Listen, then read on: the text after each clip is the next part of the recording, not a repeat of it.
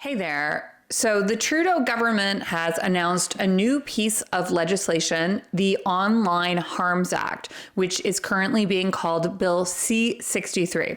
This new law is aimed at regulating a huge amount of online content. And in my view, the bill in its current form is full of really, really big problems. It's essentially aimed at censoring the internet, and it's going to be a disaster for free speech. I can't wait to tell you all about it.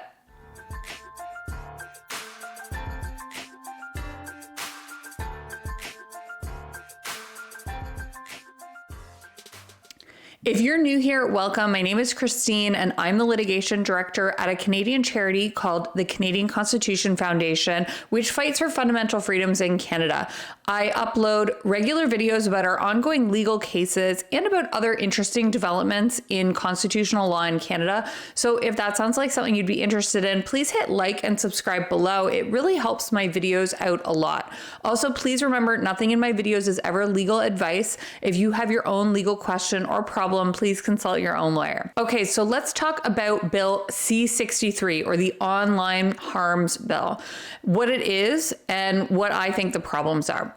So what you need to know is that there are really two main parts of the bill, or maybe I should say two distinct problems that the bill is trying to address. The first problem the bill is aimed at is child sexual abuse imagery, sometimes called child pornography, as well as the non-consensual release of intimate images, sometimes called revenge porn. And these are obviously really serious and terrible, horrible problems. Both are already illegal. The proposed bill would also apply to what are called deep fakes, so AI generated fake images of people in compromising or abusive or explicit images. And the proposal in C-63 also creates new obligations for online platforms where images like this might be shared. So reporting around child pornography would be strengthened, making it mandatory for internet services to proactively report these images and remove them. It would also create a new, what's called Digital Safety Commission, where individual citizens can report this type of abusive imagery if they see it. Now, let's be clear. No one, including me, objects to high penalties and strengthened reporting obligations for terrible things like child sexual abuse imagery or revenge porn. This is awful. I believe in stiff penalties for child abusers and sexual criminals. I mean, I guess I'm a little surprised that this government, which isn't really known to be a tough on crime government, you know, it's a little surprising they suddenly want to be tough on sexual criminals. After all, this is the government that lowered sentences for violent repeat gun offenders and oversaw pedophile child serial killer Paul Bernardo being moved to a medium security prison. But, you know, if Trudeau suddenly wants to get tough on child abusers, okay, I'm here for it. But that's the point. The child abuse portions of the bill, which are entirely good and defensible, are really designed to inoculate the bill from criticism for the other things that it does. Because it's the second type of harm that Bill C-63 is aimed at that is a problem. This is what the government calls online hate. And Bill C-63, in addition to the stiffer penalties around sexual abuse, it also increases penalties for hate speech and creates a new standalone offense motivated by hatred as a new offense. So previously, a finding that a crime was motivated by hate could be considered an aggravating factor in sentencing. Now, an offense motivated by hatred is an entirely separate offense, which can be charged and prosecuted by police and prosecutors. And these things, this online hate and child sexual abuse, really have nothing to do with one another. So it seems like a political choice that they are combined into the same piece of legislation. One of the other things the legislation does is increase penalties for the hate crime of advocating genocide, which was previously punishable by up to 5 years imprisonment. It now carries the possibility of life imprisonment. It also proposes that anyone who breaks any other federal law, quote, motivated by hate, be found guilty of a hate crime and subject to the maximum life sentence. So to be clear, that provision is not limited just to the criminal code. All federal statutes are included. So what exactly is hate speech? And we at the Canadian Constitution Foundation have been asked this repeatedly since this new law, Bill C-63, has been proposed. Where is the line between legal speech and hate speech? And the problem is no one exactly knows. And that's what makes this law such a big threat to freedom of expression. My colleague Josh Jahaz has a great thread about this exact issue on X, which I will link to below, but I'll also summarize some of the high-level principles for you. In 2014, the Supreme Court said in a case called R and Whatcott that hatred is only the most extreme manifestation of the emotion captured by the words detestation and vilification, and that only that type of speech can be outlawed without violating Section 2B of the Charter, which guarantees the right to freedom of expression. Whatcott says that this does not include expression which, quote, while repugnant and offensive, does not incite the level of abhorrence, delegitimization, and rejection that risks causing discrimination and other harmful effects. That speech is protected. And this notion is sort of actually built into Bill C-63. But how do we know if what we are seeing rises to the level of detestation or vilification? The case, Whatcott, tells us to look at what are referred to as the hallmarks of hatred. And this is where things get really, really dicey, because some of the hallmarks of hatred are things that people may say regularly and frankly should be allowed to say. And Josh gives a few examples in his thread. One hallmark of hatred is blaming a group's members for the current problems in society, alleging that this group is a, quote, powerful menace. So Josh points out that this could capture a lot of EDI training that we see. EDI or DEI consultants talk about white supremacy and white people being a menace in society, that feminists often talk about the patriarchy in these types of terms. Is that hate speech? Does that have the hallmarks of hatred? Even though I don't think that type of training is especially helpful for society or a good thing or a nice way to talk about people, I don't think we should be criminalizing DEI trainers. Another example Josh gives is hate speech, and this is from the Whatcott case, quote, further delegitimizes the targeted group by suggesting its members are illegal or unlawful. And Josh points out that we have seen a number of irregular border crossings, in particular in Quebec, and a lot of false asylum claims from, certain countries being made. And if someone is to suggest that these people are illegal or unlawful, will that person be subject to a human rights complaint? I don't think that that is an outcome that we would want.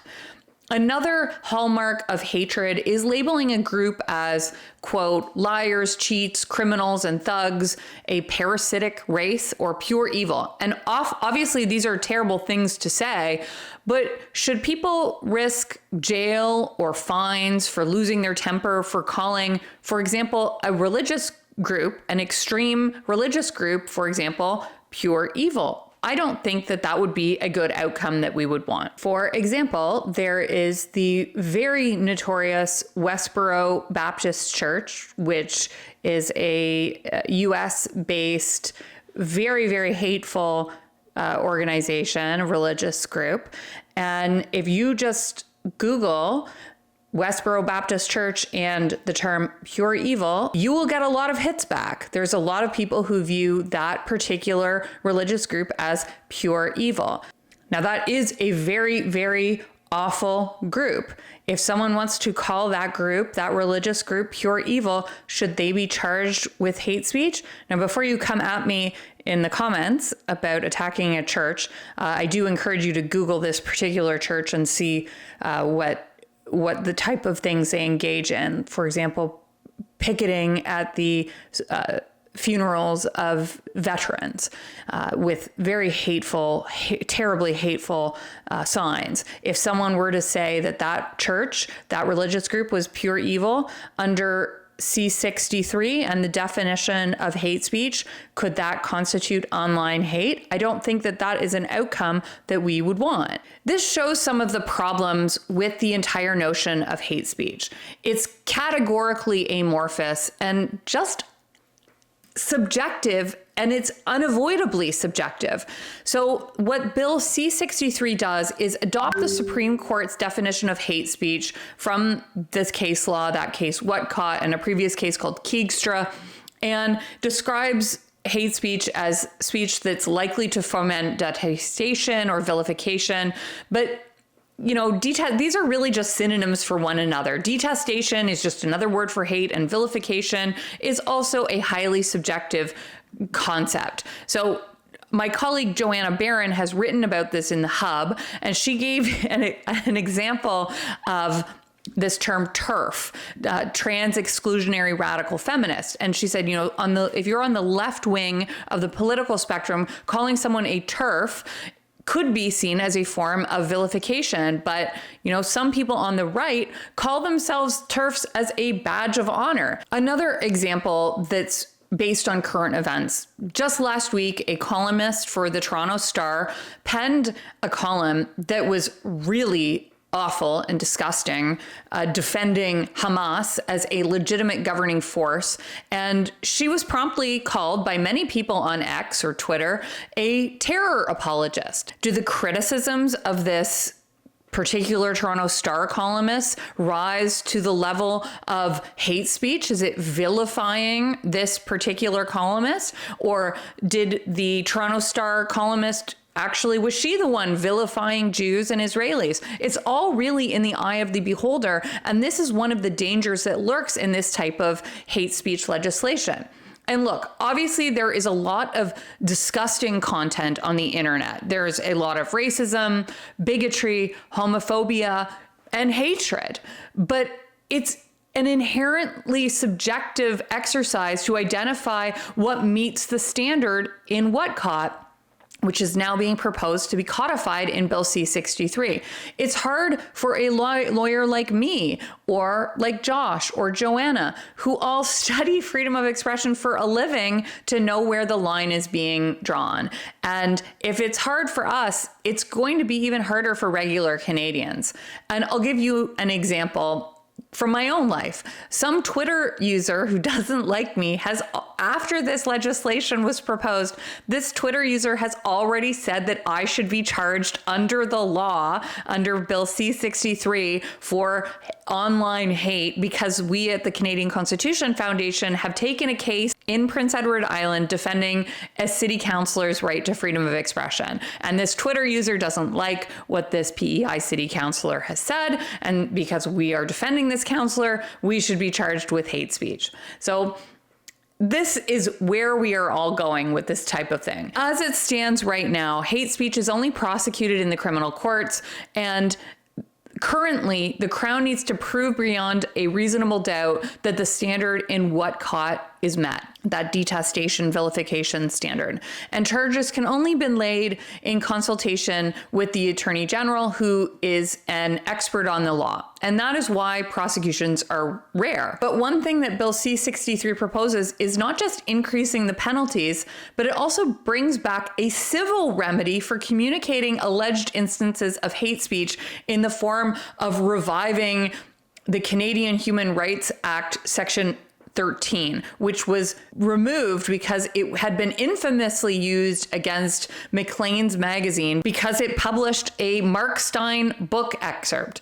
The credibility of the Canadian Human Rights Tribunal was really forever destroyed, or at least Section 13 was forever destroyed because of this abuse of the civil remedy. So Parliament had a whole commission look into this, and they quite rightly scrapped Section 13 more than a decade ago, this civil remedy.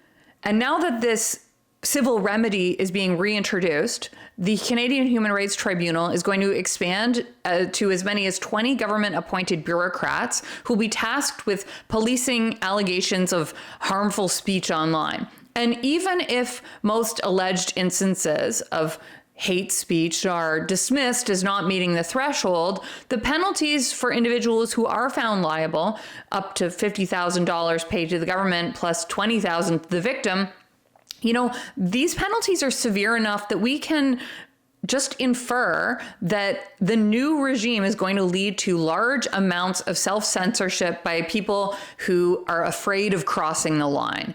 We're also going to see more people punished for their speech, considering that this proposal and the Canadian Human Rights Act will create a civil offense that needs to be proved on a balance of probabilities, which is a lot easier to do than meet the criminal law's more stringent threshold of beyond a reasonable doubt. And I think one of the other things that we can expect to see is that this new bureaucracy is going to be absolutely inundated with frivolous complaints. There will be the ones that are investigated, where the process becomes the punishment. But there will also be huge numbers of complaints that the bureaucracy will just have to decline to investigate it. I gave that example of someone who wants me investigated because of a case that we've taken. Another thing that Bill C-63 is going to do is require social media platforms to, on their own, take steps to police their users. They will have this duty to act responsibly and minimize harm to users. They're going to be required to provide a mechanism for users to flag harmful content, which is defined as including speech that foments hatred. And if platforms don't comply with the bill's stipulations, the bill's requirements, are on the hook for $10 million in fines or 6% of global revenues, whichever is higher. Even worse, Bill C-63 provides a preventative criminal restraint on suspected future speech. So anyone with the Attorney General's consent can request that a judge order a 12-month recognizance to keep the peace if they have reasonable grounds to suspect that someone might commit hate speech in the future. If the Attorney General and the judge agree, then that person can be subject to major restrictions on liberty, like having to give a bodily sample, refraining from drugs and alcohol, and being required to wear an ankle monitor. And if they refuse, they can be imprisoned. So basically, the mechanism that the Liberals have set up will allow for peace bonds, including house arrest, to be sworn out against individuals who may, someone believes, break a hate speech law at some point in the future. This is all pretty wild, and I think there are major constitutional problems with this legislation. So we at the Canadian Constitution Foundation are encouraging people to write to their members of parliament about the problems with this bill. If you want to share your concerns, you can visit ccf.ca/fix C-63. It is just so frustrating to me that this issue is being lumped in with penalties for sexual abuse. I think that if the Trudeau government really actually cared about the issue of sexual abuse, they wouldn't pin these completely unrelated things together, especially given that the hate speech proposals are so constitutionally vulnerable. I don't want greater protections for children to be somehow struck down because they're tied to an unconstitutional piece of hate speech legislation.